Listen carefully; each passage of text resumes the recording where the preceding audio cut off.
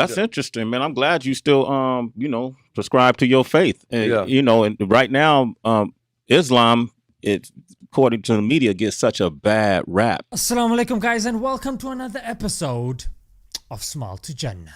Smile to Jannah. A lot of people don't do their homework.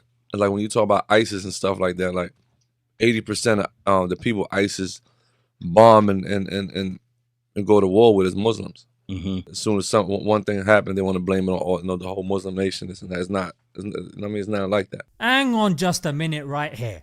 Are my eyes and ears deceiving me, or is French Montana dropping some serious facts up in the place? 80% of the people they killing is Muslim people. 80% of the people they killing is Muslim people. 80% of the people they killing is Muslim people. Now what really impressed me about this clip was even French Joint slanging box. Huh? himself is aware of the basics of politics pertaining to his religion. And to be fair, nowadays if you're a Muslim, you have to have basic knowledge of geopolitics, otherwise the mainstream media is gonna get you hating your own religion. Well, Frenchie, you've done more than enough, mate. It's time to tag me in, yeah? Okay, let me start off with a smackdown right here. Here's an expert and Obama admitting themselves that were it not for their illegal invasion of Iraq, there would be no ISIS. There undeniably would be no ISIS if we had not invaded Iraq. ISIL is a direct outgrowth of Al-Qaeda in Iraq that grew out of our invasion, which is an example of unintended consequence. If that's not all, the oppressive prison system that the Americans had in place in Iraq, that was the place that the founder of ISIS was born. What we did was we allowed things to happen in those prisons, in those detention facilities in Camp Cropper and Camp Bucca, to where guys like al-Baghdadi spawned. Camp Bucca.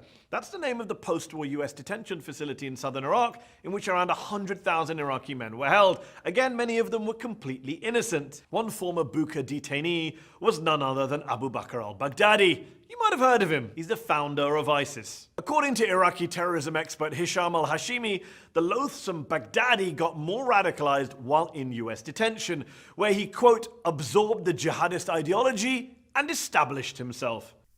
And that's not the end. Not only did these guys watch them grow, they encouraged them to grow. And a secret analysis by the agency you ran, the Defense Intelligence Agency, in August 2012 said, and I quote, that, quote, is there is a possibility of establishing a declared or undeclared Salafist principality in eastern Syria, and this is exactly what the supporting powers to the opposition want in order to isolate the Syrian regime. The US saw the ISIL caliphate coming and did nothing. Huh?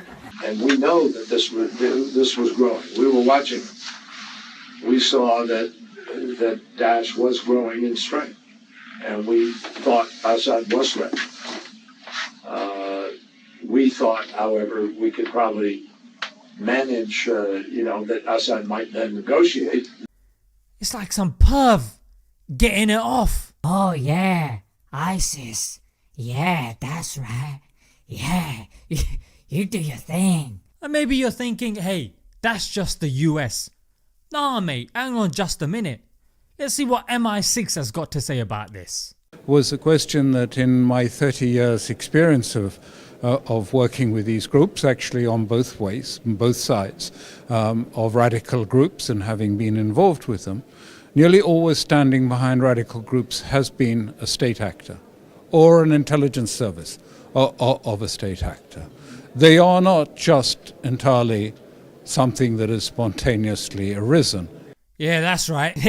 There's a storyline you're not going to see in the latest 007 movie. Bond. James Bond. Where are the terrorists? Thank you, Mr. Bond. We've been waiting so long. Thank God you're finally here to kill them. Kill them? I'm not here to kill them. I'm here to work with them. What? What are you saying, Mr. Bond? Did I stutter? Tell me where the terrorists are so I can work with them. And I did a full video on this, guys. It's gonna come up at the end of the video, and I'm gonna leave it in the description. YouTube obviously didn't monetize it, so it's not reaching that many people. So definitely watch it and educate yourselves on the geopolitics of the matter, and realize that whenever you see these people talking, they don't bring up religion, they don't bring up scripture, they don't bring up reformation. For all these decades since, we have been using Wahhabism in its radicalized form in order to pursue Western interests, where we're both in bed with terrorists and fighting them at the same time, in many cases. Until next time.